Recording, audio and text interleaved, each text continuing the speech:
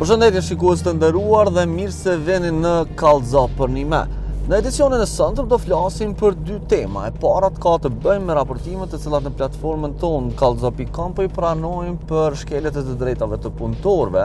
Do trajtojmë një raportim rreth një mobilerie në rajonin e Vushtrës e cila është denoncuar në platformën tonë për të drejtat e punëtorëve si mobilerie e cila nuk respekton rregullat e sigurisë dhe shëndetit në punë, ndërsa në pjesën e dytë do ndjekim një intervistë të cilën kolegja ime jetagjare ka zhvilluar me një antare të shoqërisë civile e cila po zhvillon një aktivitet mjaft interesant në luftën në Ukrainë. Bëhet fjalë për Marina Slobodnjak, e cila është duke mbledhur prova për krimet e luftës të cilat është duke I kryer ushtria ruse në luftimet të cilat janë në Ukrainë. Do ndjekim intervistën me të në pjesën e dytë të emisionit, ndërsa tani shikues të nderuar do shkojmë në rajonin e Vushtrës ku është denoncuar biznesi I mobilerisë. Ekipet tona kanë shkuar me vizitu disa prej pjesëve të kësaj ndërmarrje e cila është denoncuar se nuk I respekton të drejtat e punëtorëve. Ne jemi nisë në drejtim të kësaj zone për të pranuar raportimin e kolegëve tonë të cilët janë duke verifikuar informacionin. Bëhet fjalë për një denoncim I cili na thotë se ky biznes nuk ka respektuar të drejtat e punëtorëve dhe nuk I respekton rregullat e shëndetit dhe sigurisë në punë. Po presim fillimisht të marrim raportin nga kolegët tanë, më pas do vazhdojmë tutje ta dërgojmë informacionin tek inspektoriati I punës.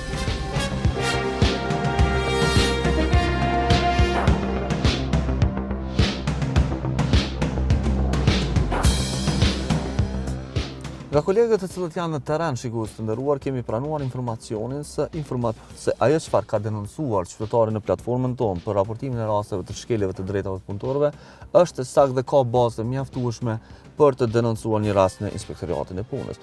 Unë tani shikues të nderuar do e dërgoj një raportim tek kryeinspektori ndiqni në mënyrë që të kërkoj nga ai që të nis një ekip të inspektorëve për ta inspektuar këtë biznes. Normalisht në raste të tilla ekipi jon bashkë me inspektorët do I shoqëroj ata në kryerjen e këtij kontrolli. Po dërgojmë mesazhin dhe po presim të marrim telefonatën nga kryeinspektori ndiqni në mënyrë që të vazhdojmë tutje me inspektimin në biznesin e fjalë. Shikues të nderuar, nuk është dashur të kaloj shumë kohë dhe kryeinspektori ndiqni pasi që ka pranuar denoncimin tonë, menjëherë ka autorizuar 2 inspektorë nga rajoni I Mitrovicës që të kryejnë kontroll në biznesin e fjalë. Ne tani shikues të nderuar po shkojmë të takojmë inspektorët dhe bashkë me ta do vazhdojmë për kontrollin e biznesit në fjalë. Si zakonisht, këto kontrolle shikues të nderuar zgjasin rreth një ditë në biznes dhe më pas inspektorët krijojnë dhe hartojnë raportet përfundimtare lidhur me inspektimet. Po shkojmë në Vushtrë ku kemi lënë takimin me inspektorët dhe do vazhdojmë tutje që të vizitojmë biznesin I cili është denoncuar.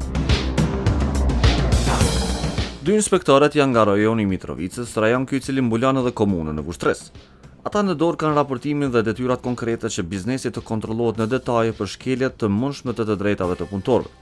Sipas planit, do kontrollohet zbatimi I ligjit të punës dhe zbatimi I ligjit për shëndet dhe sigurinë në punë.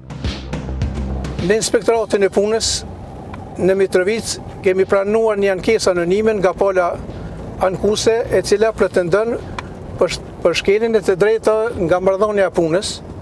Prandaj do të shkojmë për të konstatuar gjendjen.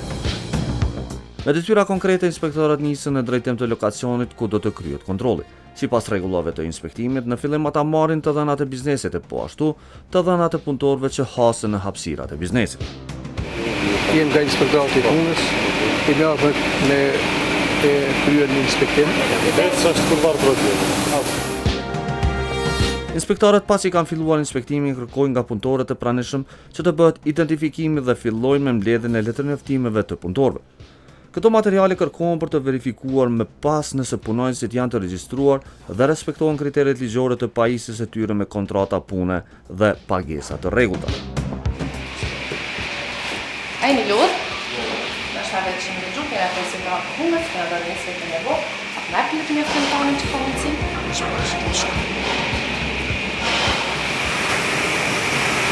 Mirë dita. Jo, jem nga inspektorati i punës. Jem në orë me kryeni inspektim. Si e jem?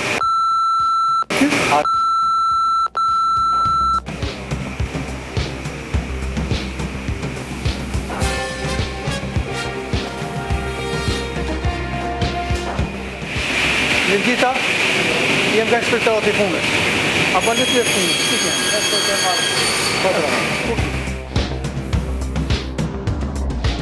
Inspektorati i punës, a bën të rëftimin, si jem? Nga të rebuar. Për në të.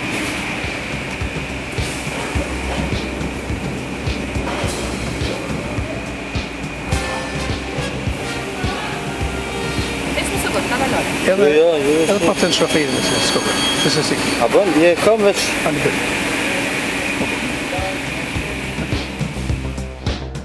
Një bisedë e shkurtër me punëtorët u ndihmon inspektorëve për të marrë informacionet e para rreth biznesit. Intervistimi i punëtorëve ka për qëllim të zbarë nëse atyre u respektohen të drejtat dhe ligji respektohet.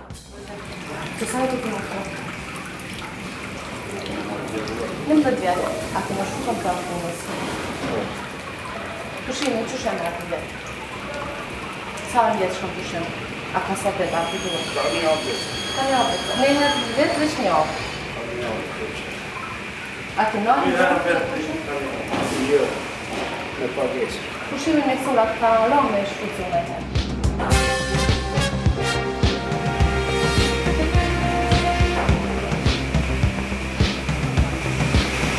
Ati dhe të rëftimi,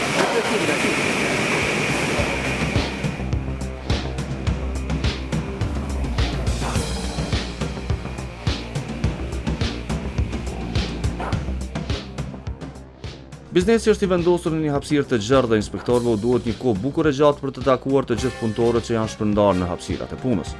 Takimet vazhdojnë edhe në katin tjetër të objektit, ku hasen disa punëtorë të tjerë. Mirë dita. Si jeni? Jem nga inspektorati i punës, kemi ardhur me kryer një inspektim. Si jeni? Mirë, faleminderit. Si e ke amen? A ke të rëftimin? Nëse bën të rëftimin edhe me ditë se kushini.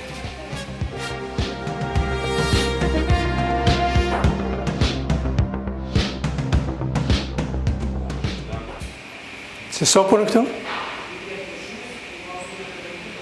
Që një 6-7 muj jam, Shtatë muj. kom punu tjera firma, Kryesore këtu, që sa për, që 7 muj, mos ku vjen mas vit 3. Muj që 5 muj. Që 5 muj.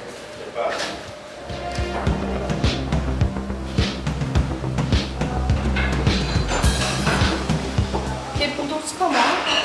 A ka tjetë punëtor që tu? Që nuk i kem po ende. A i do?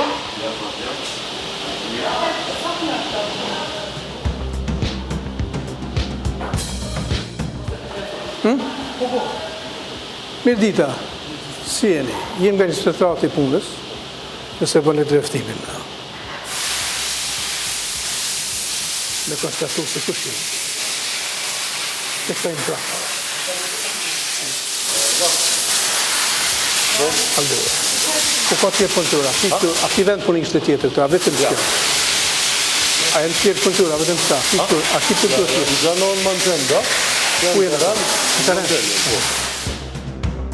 Pas takimit me punëtorët, nis kontrolli masave të cilat i kërkon ligji për shëndet dhe siguri në punë.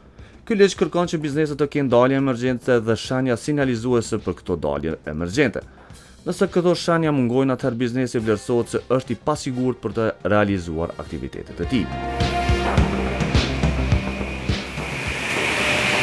Shenjat mungojnë sinjalizuese.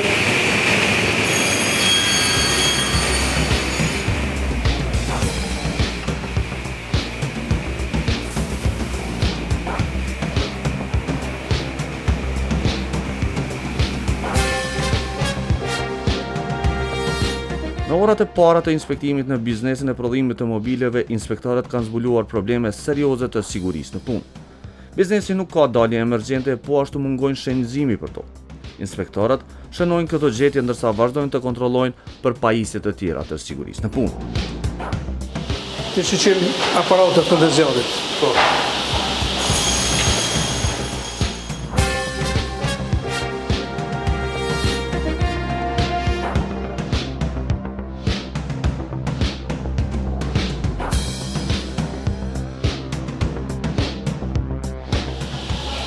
Aparatet të ndëzjarit.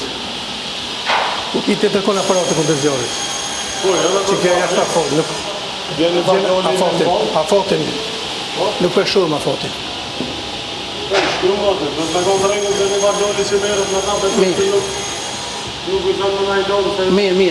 Mirë. Tjetër kush? Tjetër kush se do të me posë ma shumë aparatin.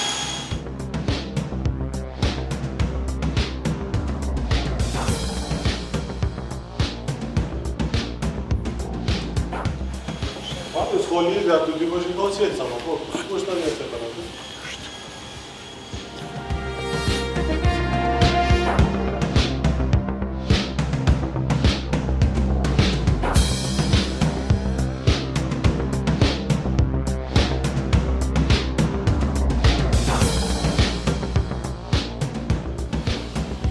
Cine në mundë kërëm? Së përduket një.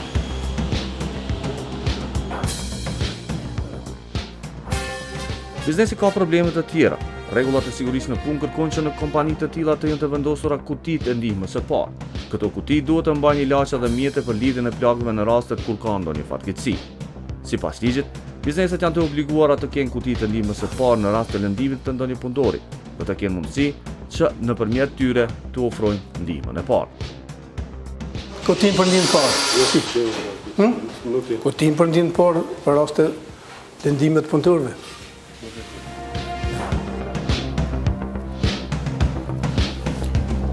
Kali nuk kishte kuti për ndihmën parë.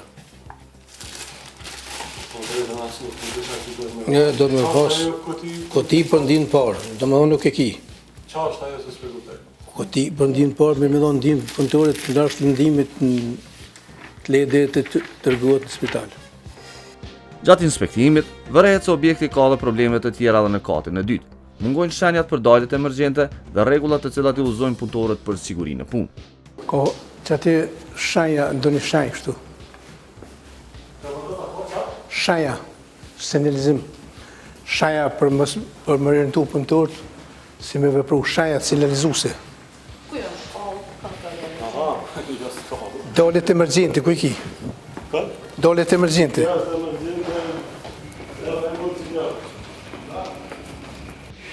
Shenjat nuk ekzistojnë. Një biznes imobileve është duke u inspektuar nga Inspektorati i Punës pas raportimit në Kallxo.com. Raportimet për të janë serioze, nuk respektohen rregullat e sigurisë dhe shëndetit në punë. Inspektorët kanë konstatuar se nuk ka kuti të ndihmës së parë dhe nuk ka dalje emergjente. Biznesi është raportuar edhe për probleme për pushimet të punëtorëve. Pas intervistimit të disa prej tyre, inspektorët shkojnë në zyrat e kompanisë për të kontrolluar në detaje dokumentacionet. Jo, një atis është pas Kallxo.com. Në sjell certifikatin e biznesit. Të marrëm shënimet.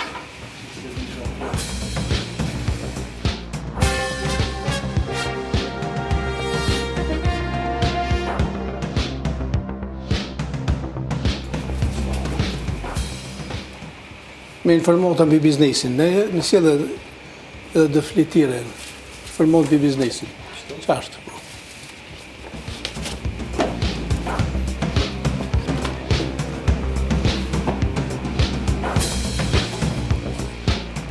Për të verifikuar nëse respektohen rregullat dhe zbatohen pushimet, inspektorët pyesin për pagesat e punëtorëve dhe kërkojnë listën e hyrjes dhe daljeve.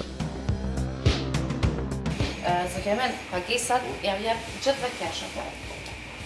So ke kesa numër? Apo na e prezantojnë të kontratat punës edhe listën evidencën e hyrje daljeve. Meri këshyri në ashtati dhe në mjetë cëllatë.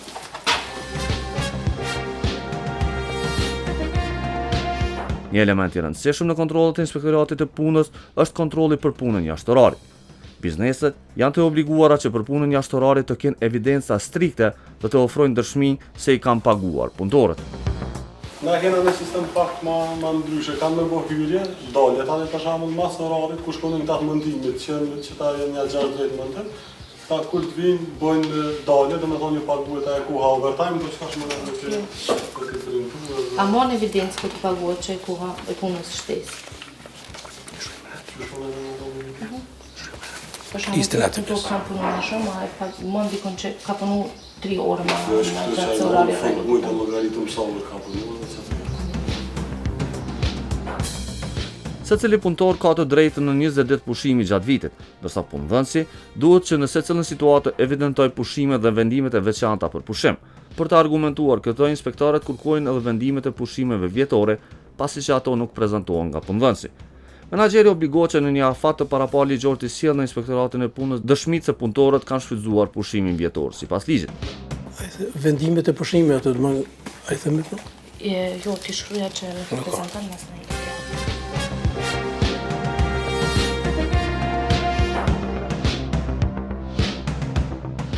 Vendimet pushime vjetore nuk pash në qëtë pasit, se dia keni dikën tjetër. Element tjetër i rëndësishëm është edhe dëshmia se brenda stafit ka punëtor të certifikuar për të shuar zjarrin. Inspektorët kërkojnë edhe certifikatin e cila dëshmon se punëtorët e kanë kryer këtë trajnim për përdorimin e aparateve të zjarrit.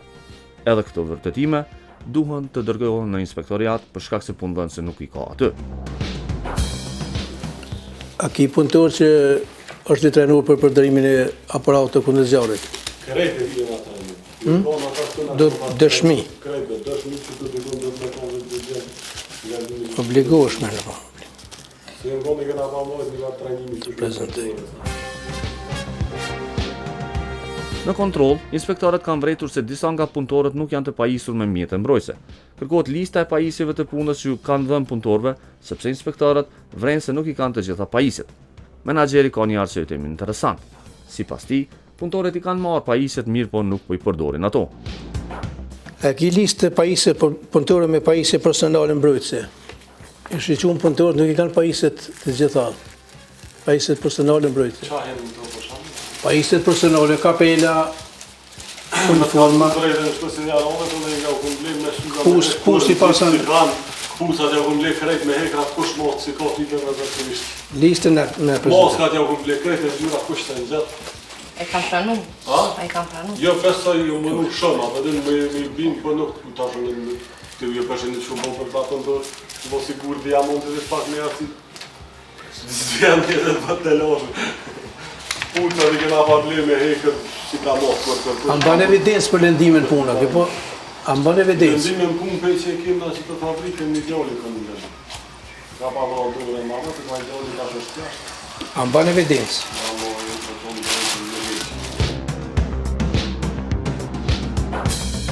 Certifikatat e kontrollave mjekësore për të punësorit po ashtu janë dokumentet e radhës që punëdhënësit duhet i dëshmojnë para inspektorëve. A ke bërë kontrolla mjekësore për të punësuar? Ki dëshmit? Ne prezentën.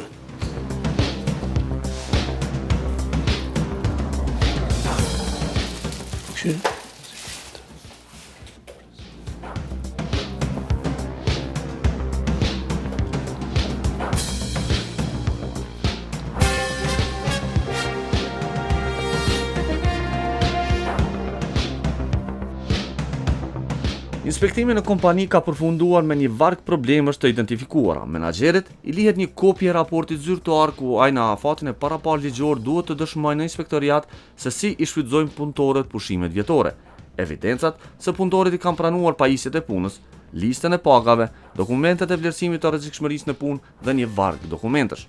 Pas pranimit të këtyre informacioneve, inspektoriati do të vendosë se cilat do të jenë gjobat apo ndëshkimet për këtë biznes. Me lënë një kopje të raportit zyrtar, në bashkangjetën e komercialës, listën e punëtorëve, evidencën e hyrje daljeve, besoj që e printojnë si të nxjerr të lash diçka prej sistemit atë. Për 3 muajt e fundit, kontratat, vendimet pushime vjetore, mënyrën e pagesës. A mund dëshmi se sa dëgjova ti ja pagat? Jo, unë ja të dhëmë, pashkë.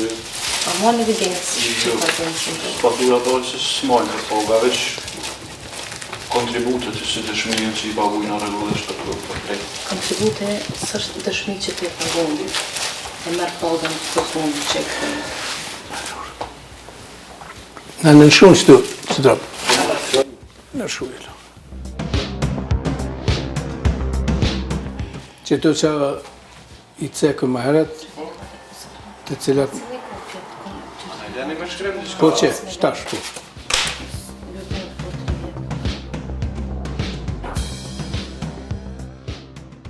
Po ishëm në inspektim në subjektin juridik, sipas ankesës së palës anonime, ku pretendoj se për shkeljen të drejta të punëtorëve nga marrja e punës, kemi kryer inspektimin dhe kemi hartuar raport nxittar ku kemi obliguar palën të na prezantojnë dokumentacionin e kërkuar me një afat të caktuar. Shikues të nderuar, kontrolli në këtë biznes ka përfunduar dhe inspektorët kanë siguruar një dosje bukur voluminoze me të gjeturat nga inspektimi. Në këtë rast është mjaft me rëndësi, shikues të nderuar, të kuptoni që për shkak të raportimeve të cilat qytetarët i kanë bërë në platformën tonë, deri më tani 10 biznese të ngjashme janë inspektuar nga Inspektorati i Punës dhe disa prej tyre edhe janë dëshkuar për shkeljen e të drejtave dhe rregullave të shëndetit dhe sigurisë në punë. Është mjaft me rëndësi të deni, shikues të nderuar, që secilin rast kur ju jeni dëshmitar të shkeljes apo abuzimit me të drejtat të punëtorëve, ju duhet të futeni në Kallxo.com dhe në hapësirën raporto për të shkelje të drejtave të punëtorëve, të denonconi bizneset në një hapësirë konfidenciale. Pra të dhënat e juaja do mbesin konfidenciale, ndërsa informacionet janë mjaft të nevojshme për ekipin tonë i cili tutje do të shkojë dhe do t'i denoncoj. Do të keni informacione se si zhvillohet kjo procedurë, pra cilat janë rregullat e shëndetit dhe sigurisë në punë. Keni parasysh që në shumë prej emisioneve tona kemi treguar që punëtorët duhet të kenë të paktën 20 ditë pushimi gjatë vitit, po ashtu puna jashtë orarit duhet të jetë e paguar dhe punëtorët duhet të kenë 8 orë punë gjatë ditës me pauzë prej 1 ore. Në rastet se ka punë shtesë, ata duhet të marrin kompenzim apo duhet të marrin ditë të lira të punës. Ngjashëm me këtë vlen edhe rregullat të tjera të cilat lidhen me pushimin e lehonisë dhe pushimet mjekësore të punëtorëve. Do të keni parasysh që grave shtatzëna ju lejohet të kenë pushimin e lehonisë, ndërsa grave pas lindjes ju lejohet të kenë edhe disa orë shtesë gjatë javës në emër të gjithëdhënies. Të gjithë ata të cilët nuk i respektojnë këto rregulla ndëshkohen sipas ligjit të punës, ndërsa në anën tjetër, shikues të nderuar, duhet të keni parasysh që ekziston edhe një ligj tjetër i cili përcakton rregullat e shëndetit dhe sigurisë në punë. Në këto raste kemi të bëjmë me kompanitë të cilat kanë hapësira të punës dhe në të cilat duhet të sigurohen që punëtorët të punojnë sigur dhe mos kenë mundësi të lëndohen. Bëhet fjalë për shembull për kompanitë e ndërtimit ku ato duhet të jenë të rrethuara me skela dhe duhet të kenë të siguruar hapësirat e tyre punuese. Po ashtu të gjithë punëtorët e cilët punojnë në Republikën e Kosovës duhet të jenë të pajisur me certifikatën shëndetësore, një dokument i cili ju tregon atyre dhe punëdhënësit që ata janë të aftë për punë. Ndërsa hapësirat e bizneseve të cilat duhet të zhvillohen puna duhet të jenë të pajisura me pajisje për fikjen e zjarrit, e shumë e rëndësishme edhe me pajisje të ndihmës së parë. Të gjitha bizneset duhet të kenë kontrollat e sigurisë dhe certifikatën e ndjekjes së trajnimeve për siguri dhe shëndet në punë. Në rast se bizneset ku ju punoni nuk i kanë këto rregulla të zbatuara, ju lës të na raportoni sërish në Kallxo.com dhe ne do vazhdojmë të inspektojmë ata bashkë me Inspektoratin e Punës në një mision i cili fillimisht synon të edukojë bizneset për rregullat e shëndetit dhe sigurisë në punë dhe zbatimin e ligjit të punës, e më pas edhe të kërkojë llogari nga ta. Tani shikues të nderuar, po kalojmë në pjesën e dytë të emisionit ku ju ftoj të ndeshni një intervistë me Marina Slobodnjan, njërin nga aktivistët e shoqërisë civile e cila duke bërë një punë mjaft mbretëlënëse në zonat ku po ndodh lufta në Ukrainë. Kjo aktivist është duke mbledhur prova për krimet e luftës të cilat është duke i kryer ushtria ruse dhe paramilitarët e angazhuar nga qeveria ruse në atë zonë. Ta ndjekim intervistën e saj e cila na flet shumë për mënyrën se si kryen krimet dhe mënyrën se si po procedohen ato për t'i argumentuar tutje.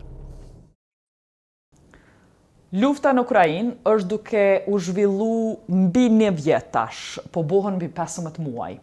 Po shohim krime të luftës duke ndodhur, është njëri prej konflikteve dhe luftave më të mbulume sa i përket digitalizimit, informatave që po transmetohen në përbot, e njëjtën kohë edhe populata e Ukrainës, shoqëria civile, edhe prokurorët e krimeve të luftës, nuk janë të nejtë duar shtrëngum, po janë të këqyrë qysh me i hetu krimet. Sot në Kosovë, gjatë konferencës së Birnit që po matë për krimet luftës, ka ardhur një hetuese e Ukrainës për me nda përvojën e saj se si janë duke i hetu krimet e luftës që po ndodhin, ashtu që herët avon, ku shfaqet rasti me i përndjek kryrësit e këtyne krimeve, ata me i pas të dokumentume, me i pas të dhanat, edhe mos me hup kohë.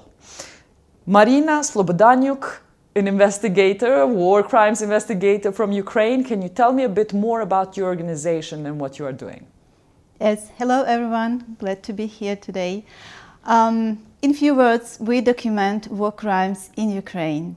In more general definitions, we collect evidences of war crimes at the site of where they have been committed in field missions. Then we investigate war crimes with this material and also with some data from the open sources. And we also register all the materials in our database. And in some cases, we transfer our findings, our researches, our investigations to the prosecutors, empowerment agencies, both in Ukraine at the local level, and also to some actors who act in the field of universal jurisdictions and related to ICC as well. So today in the conference, Marina, you spoke about the fact that you have been doing this since 2014, since the conflict, first the war in eastern Ukraine, in Donbass started. This is not new to you. You personally, how long have you been doing this within your NGO? Yeah, me personally, I started in 2018. So I am not that experienced as some of my colleagues are, who literally have been doing and acting in the field since 2014. So it tends to reach 10 years of war now in Ukraine. And yes, we've been doing this from the very beginning. And since the last invasion and occupation of Ukraine, how has your job intensified and changed? Well, it's multiplied dramatically. We, at some stage, at some moment, we realized that if we won't quit this occupation, we will have to do something till the end of our lives, actually, because with this amount of scope of war crimes committed in Ukraine from the beginning of the full-scale, from the full-scale invasion, we all realize this is enormous work to do. So how big is your organization? How many people are involved in investigating war crimes? I think now it's about 30 people, and yes, we raised from 9 hounds, as we call ourselves, yes, to more than 30 people at the moment. You call yourself truth hounds. Yes. And it's incredible that, unlike the expectations of you, civil society, who is expected to have a comfortable life and leave, you actually multiplied, you stayed, and are doing even more civil society work than before by collecting information on war crimes. Why did you stay in Ukraine? Well, it's not an easy job to do. It's not the dream job, of course. And we in Truth Hounds, since we are staying there, it's because we feel the inner obligation to do this work, to contribute somehow. I mean, we didn't go to the army and to the military service. Well, some of our colleagues, they actually did. And actually one of them, our dear colleague Orest Kinash, he was killed a month ago. So, but most of us, they stayed at the same position, and that is how we contribute. That is how we want to reach the justice, responsibility, and the victory in its very general sense. So now, considering you are an investigator yourself, tell me about your experience. What are you investigating? What are you seeing on the field? Can you describe for me what you see? Yes, when we come to some village, to the site of the war crimes we were informed that happened in the area, first of all, we meet people. We go to them and we find the eyewitnesses or the ones who suffered, who are survivors from the war crimes. Can you speak about specific crimes you have visited, or is that sensitive? I wouldn't call names so of course, of some personal data, but I can call the cases. It was about the tortures in Chernihiv region, which has been under occupation for 1 month. But we That's in eastern Ukraine, yeah? No, north How part, far? north part of North? Ukraine. Yes, the very north of it, and it has a wide border with Russia and Belarus as well. So they suffered from the invasion at the first hours, and the Russians stayed there for months. And of course, they practiced this detention and tortures and stuff like that. So we met people who survived these detention places and tortures. So what is the nature of the torture people have suffered there? Well, the main pattern of it is that the Russians, when they come to the village, they have the lists of people whom they accuse in nationalism, that's all called, in cooperation with military services and so on. And they go directly to those people, grab them, detain them, and they torture them in the way, you tell us where the Ukrainian positions are, you cooperate with them, so that is the reason they're beaten hard, and sometimes they're killed, shot. Sometimes the Russians do this for no reasons, because they had bad mood, or they liked some facilities, some belongings of these people, and just decided to capture them and to torture them. So in some cases we see the clear pattern of it, of those people, of the detainees, who are the first targets of this detaining and torturing. In some cases, there are absolutely no reason for people being captured and tortured that hard.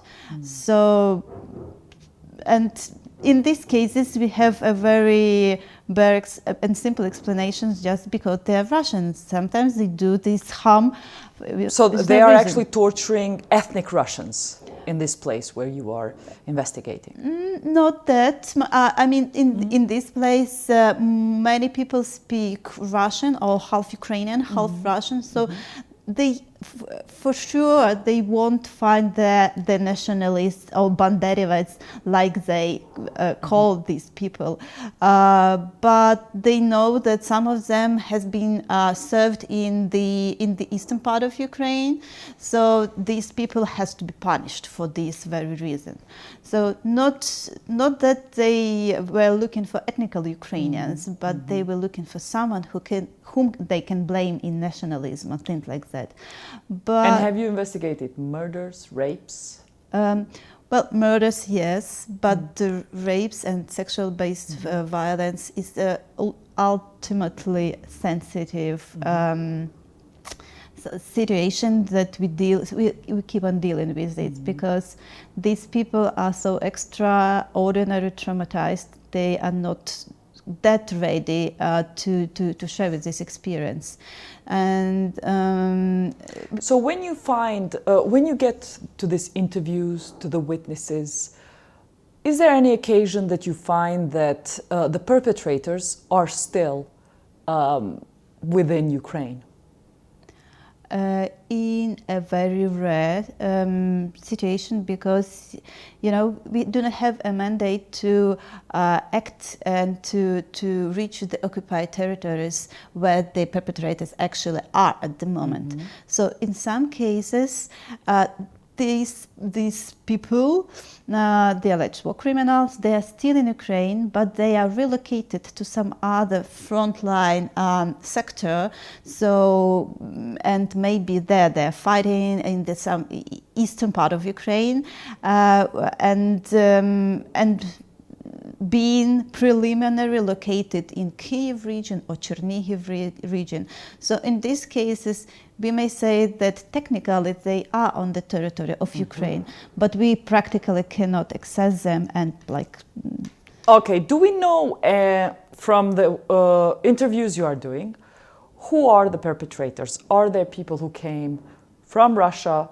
Are there local people who joined Russian forces? What is the nature of the major nature of their nationality are Russian. They are Russian, yes, of course.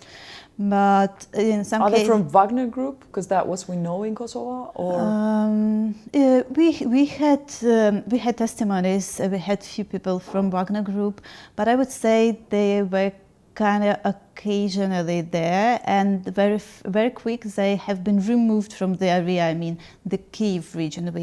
We found some cases where the Wagner Group people were involved, but not in that scope like they are involved in the eastern part of Ukraine, Donetsk region, for instance, where they are constantly allocated. Are you investigating in Donetsk? Is it accessible? It is not accessible. When we talk about Donetsk, we are more talking in terms of Mariupol refugees. So these are the people we have access to, or we have some other partner organizations who work with refugees in Europe, and this is how we work with Donetsk now, Donetsk region. Okay, so these Russians who are suspected of war crimes, are they part of the regular army or irregular forces of Russia? What sort of people? They are part of the regular army of Russia, and this is something that, this is a bad word, I know, but that finally happened. So Russia came openly to Ukraine with a regular army, but since 2014 we saw this situation in the eastern Ukraine, but no one recognized this situation. I mean, in different levels, in the level of our international communications, and it was so hard and complicated to prove that Russia is directly involved into this conflict, and this is not the inner conflict. It is the international armed conflict. It has to be recognized like war. So they used to be, and they were constantly in the eastern part of Ukraine, the regular army, I mean, but they worked by means of their proxies, the so LNR and DNR republics. So yes, but now they really use their regular armies, their regular weapons, and this helps us to show the massacres, the pure aggression of this war. Marina, what is, providing how the war has developed, how has the aim of your organization developed? You just said from 2014 you do this job, but it was difficult to convince the international institutions. Now it's not. Now that everybody can see and trust you over what it's doing, because it's on the cameras, the bodies are on the streets. What is the objective of your organization? How are you going to use and try and use this documentation you are gathering? Well, the sole and only objective and my main aim of our organization is to put to prison as much war criminals as possible, and to do it in a proper way, to prove they're guilty in the way that it cannot be like disputed professionally. Yes.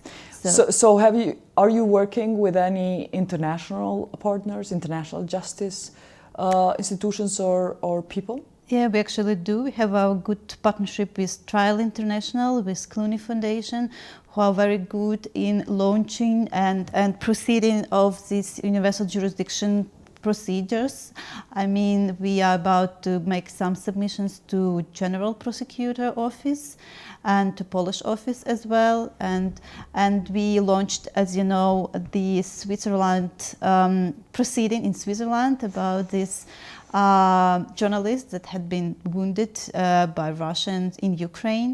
So yes, we do hope to use all the mechanisms, like local mechanisms and international, to bring these people to justice and like to have the access to them and to show the victims that their perpetrators are punished. And are you cooperating with local prosecution? And I'm interested whether local prosecution is working during this wartime. Are they working? They are overwhelming working in this situation, because you know that we have 80,000 proceedings launched, like cases of criminal criminal proceedings as war crimes launched in Ukraine now. So this is enormous. Only since the war started, since the invasion. It is a big invasion, yes, started. 80,000 criminal proceedings. Yes. In all over the regions, all the prosecutors in Ukraine. Yes. And how many of these are you supplying information for, or have you supplied information for? Well, it's easy for me to say in the regional dimension of it. So we cooperate with Kyiv, Kharkiv, Sumy, Chernihiv, Odessa, Kherson prosecutor offices, and we cooperate in different ways. So sometimes we provide them with testimonies of those people who gave us consent on this to transfer their testimonies. Sometimes we do the investigation itself with OSINT and other tools. So they literally have no capacities to document, to go to the site, then to investigate. So prosecution has no capacities, but you do, and you supply them with the research. We supply them. We like extra capacities for them. So do they accept your testimonies and proof as credible? Local prosecution? No, because they accept them as a source of information, and to make them credible and admissible in the court, they have to go themselves alone to these sites and talk to people, and to join them to the procedure and give them the procedural status and the testimonies as well. But we have the testimonies of a good quality, and actually they use them while interviewing people in the official procedures. And the materials we give, I mean the photos, the videos, some investigation stuff, sometimes they do add them to the ongoing case and consider them as credible and admissible.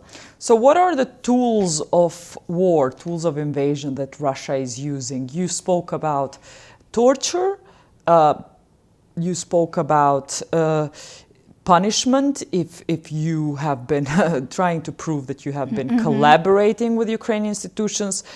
What else is being used? Is robbery of places, burning of homes? Is it ethnic cleansing? Can you speak a little bit about the nature of this invasion?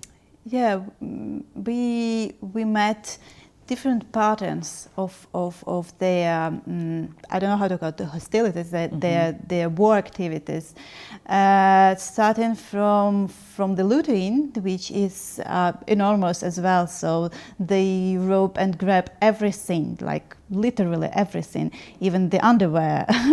So it was something we were surprised to deal with, but this is also the pattern of their activities. And yes, they actually target some cultural places, and the places which are of a cultural heritage in Ukraine. So like what? Like Museum of Maria Primachenko in Ivankiv, Kyiv region, What's the meaning of that museum for Ukrainian culture? It's very important because it's one of our best artists of primitive painting and very known one, and there are very unique painting there. So they knew that for sure when targeting this very place. As well as they targeted Chernihiv Museum, for instance, and many times they targeted archives, you know, just to demolish the history of Ukraine. So we can clearly see that they're targeted on the Ukrainian heritage. Yes, to destroy our traditional culture and understanding of being Ukrainian. And also this children deportation, which, you know, the cases that are very of many many cases of it have been documented, and even the warranty of arrest of Putin was brought by the International Criminal Court of this very accusation of children deportation of Ukraine. Can you speak a little bit more about children's deportation? Which children are being deported? And how is that done? How is that implemented? Are they kidnapped? How are they deported? Well, different cases. There are different cases, but I can see we could see that sometimes they just deported the orphanages, so the very vulnerable group of people, of children. That where did they deport them? To Crimea mostly, so they took children from Ukrainian orphanages. Yes. In East Ukraine mostly. East Ukraine and southern part of it. And they took them to Crimea? To Crimea, like for some vacation or stuff like that. But we had testimonies from the kids who returned, and they said that the conditions were awful, and they were blamed and claimed nationalist as well, and for demonstrating their pro-Ukrainian position, they were punished and even beaten. So I would say this is not a vacation-like tours. How did those children manage to get away? Sometimes it's due to some negotiations, sometimes because I think that the Russians didn't know what to do with these kids, and they like, okay, you can go home. How old are they? Well, different age range from I don't know 6 or 7 till the teenage age, and yes, and sometimes they were literally kidnapped, like their parents were promised, and the Russians promised to their parents that they will took their children to some safe place or to some Russian camps for vacations, and then they said, we won't return your kids because it's dangerous, because for different reasons. They will stay here, and the communication stopped at that moment. So it really took very unbelievable efforts to get some of these children back, but some of them, well, they stayed in Russian families, like, you know, that's this Maria Lvova-Belova, who is a children ombudsman in Ukraine. She took the boy from Mariupol to her family, and like showing the good example how to do and to be followed by other Russian families. So that is how they just assimilate Ukrainian children in Russian. And are you documenting those people who are publicly taking these children as kidnapping? Is the prosecution in Ukraine labeling it in such a way in order to claim them back eventually? Yes, we do. We found some of these cases. I know that the prosecutors, they have more volume of this information, and we just can fixate these very cases and show how massive they are and how close these actions are to the genocide intent, for instance. So where we can speak about genocide in this case. So yes, it's been documented and it's incredible you speak of this, and I remember reading a book about the person who invented the notion of genocide is from Ukraine. Yes, he's from did so Lviv. in Lviv, Ukraine. So incredible. Is Ukraine looking to create a case for genocide? Yes, we do. Well, and that is why we're collecting evidences like this, trying to show the intent, the genocidal intent. And in case of people, of children deportation, I would say this is the easiest way to show the clear and direct intent on genocide. But we also found some other intents. Well, this I don't know 5 parts that consist the genocidal crime, which is also the demolition of Ukrainian culture and traditions. And we documented few cases when Ukrainians' books were burnt, I mean, by Russian soldiers. And I mean, school books, when they found it in school, they just burned them totally. And these attacks on Ukrainian heritage as well. So, and also some cases of people being tortured and killed because they speak Ukrainian, because they are patriotic and they show that they're proud to be Ukrainian. This is also consists the crime of genocide, and this has also been documented by our organization as well.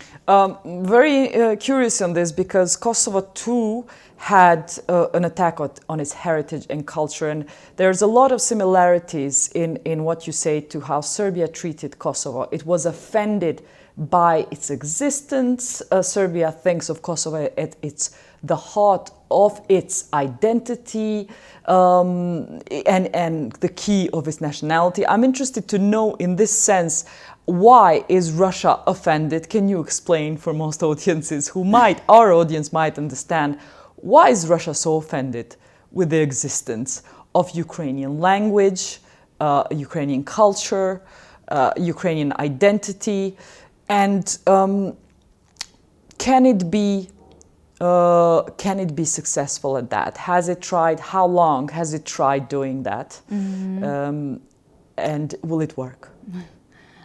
I think that Russia is so offended because we Ukrainians do not consider ourselves as Russians, because we should do, in some Russian opinion, I think, they used to call Kyiv as the city and the mother of the Russian cities. Okay, Kazakhs don't consider themselves Russian. They have Kazakhstan. Why should they be offended by Ukraine if they've allowed Kazakhstan and Uzbekistan to become countries after the former Soviet Union?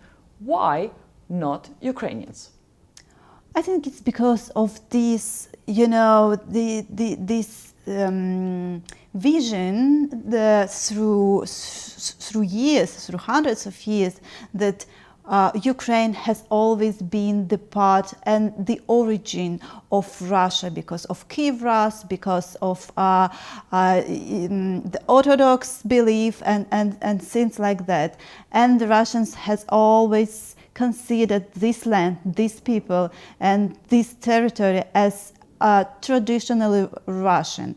And when we started to speak for ourselves and telling that we are not Russian, we are Ukrainians, we have our own things to manage, to be proud of, and then Ukrainian language is very distinctive from Russian, it offended them much, because this is something they thought is their property that always belonged to them, and for some reasons it is not no more.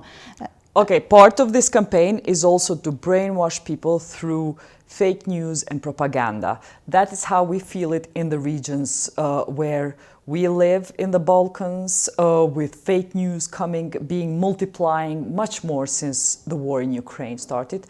Fake news being multiplied with a Russian narrative in Albanian, in Serbian, in Macedonian. So I'm curious to know what happens in terms of propaganda in these places where Russia invades Ukraine. Do they cut the internet? Do they cut social media? How do they try and brainwash people? They brainwashing very hard. They put very hard efforts in this. So they totally ban and cut off all Ukrainian channels and medias and sources of information just for this own purpose, to brainwash totally, to replace. So where have they cut completely Ukrainian media? On the occupied territories in Donetsk, in Luhansk region, in Zaporizhia, in Kharkiv, and this is what we constantly hear from people. One of the first things that Russians do when they come to their territory is to cut off all the sources, everything from Ukraine, so and put their own instead, and to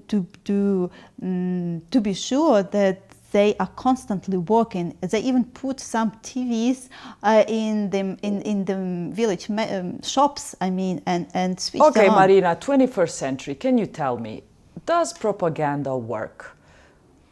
They have multiplied propaganda machines and investment and fake news. Is it working? It is working on the occupied territories. I'm telling you, because well, it is 21st century, but it is 21st century for us, for the bubble we live in. But there are many situations beyond the bubble. I mean, you can never imagine that people can only have TV as the sole source of information, but they do actually in some rural area, and it's very easy for them to accept this information and to be totally brainwashed by this. So there are entire areas of Ukraine without internet? Yes, it is without internet, without good connection, but with Russian television on the table.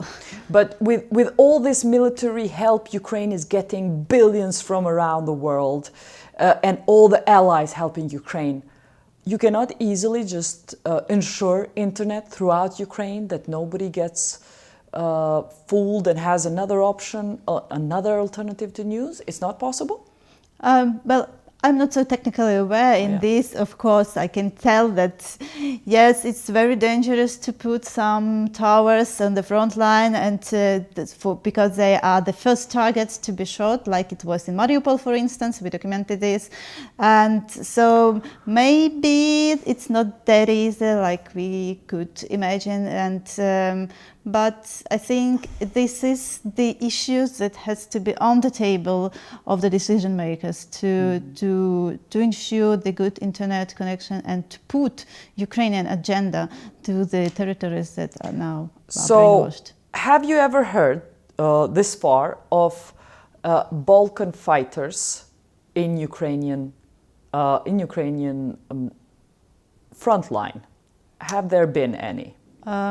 I think it's only some slight information I heard with some specific details. In which side? In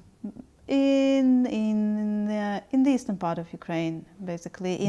Fighting for the Russians, or fighting for Ukrainians? Well, we have the International Legion, so maybe some of Balkanians of different countries are there, but maybe I heard some of these kind of Serbian units that are very pro-Russian and then are fighting on the Russian side as well. I think that if you talk about Balkans, that we are, yes, I'm more than sure that these are the Serbian fighters.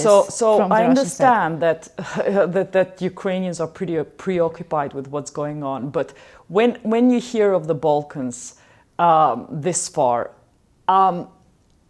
we believe that it's the Russian narrative about Kosovo that has dominated Ukraine, that has stopped Ukraine's recognition of Kosovo. Is that Russian narrative changing at all with the war happening? Before coming to Kosovo, had you ever heard of Kosovo, and in what context did you hear of Kosovo while living in Ukraine? I was not that aware of the situation here, but yes, it was. Now I understand it was kind of Russian narrative about Kosovo, and that it cannot be for no reasons recognized by the international community. And I think they also delivered some Chechnya-related narratives to this situation, and of course, they. The influence and the impact of their narratives we feel now, because we didn't recognize for some reason Kosovo still.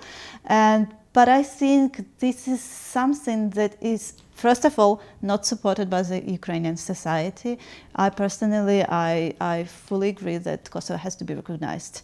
And secondly, I think this is something that will come and proceed much more quicker now than it was before, when all this Russian narrative and influence just faded down and was totally cut off by the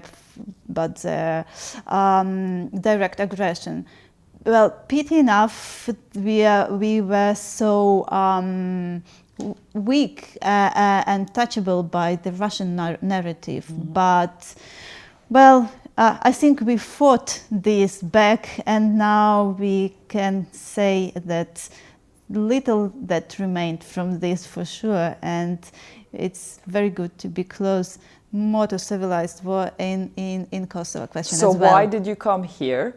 Can you also just tell me, how did you decide to come here to Kosovo for this war crimes conference? What convinced you? Well, I was led by the interest and curiosity. I really wanted to visit Kosovo because little did I know about this, and it's always personal experience that form your perception of the people, on the country. You even brought your daughter here. Yeah, I did. You didn't think Kosovo is to be afraid of? Yes, that was. Well, the proof. I'm not afraid of Kosovo. I've been here, and I know that, well, secure situation is not 100% stable in the region, but still I see many opportunities here to develop and to maintain a stable situation. I asked you in the conference, I'm asking you again, what from former Yugoslavia war crimes investigations and trials that went on is a lesson learned for Ukraine for next decades? Because it took former Yugoslavia decades to prosecute war crimes. What will you not do that was wrong before, and what will you do that was right from that, do you think? Just hearing different experience you heard today from prosecuting war crimes in Serbia, Bosnia, Montenegro, Kosovo. Yes, I think we would be that intense and maybe patience, and persistent in documenting, in finding the evidences, and in case building, to be absolutely sure that those people who are accused will get their verdict and go to trial. Like, I don't know, Ratko Mladic case maybe. And also be aware of the fact that it can last for years. And so we have to know this fact and be very, well, accurate on the one hand, and very, put many efforts into our job. But maybe we should invent and make some processes act faster, not to lead to the situation when most of the victims are already dead or they do not remember, and then they are physically unable to give evidences. So in some cases, in most cases I would say, in situations like this we have to be more proactive, have to invent some supplementary things to get the evidences. We have to join our efforts and join the actors who act in this Marina, field. I'm impressed with the resilience of your people and you yourself, that you continue in this war to do your work and chase the criminals. I hope you get them. Slava Ukraine. Keep at it, keep doing the good job. Shikues të nderuar, në këtë edicion kemi ndjekur një rrëfim mjaft interesant për situatën e luftës dhe asaj se çfarë është duke ndodhur në Ukrainë. Po ashtu kemi pasur mundësi të ndjekim rezultatet të cilat I kemi marrë pas raportimit të një qytetare në platformën tonë të Kallxo.com për të drejtat e punëtorëve. Është mjaft me rëndësi, shikues të nderuar, që secili që e ndjek këtë emision të vazhdoj të na shkruaj në platformën tonë. Ekipet tona në vazhdimsi do të trajtojnë secilin denoncim tuaj, qoftë për rastet e korrupsionit apo për abuzimet e tjera. Andaj, vazhdoni me na shkruaj në Kallxo.com dhe deri në emisionin e radhës. Minumetshi.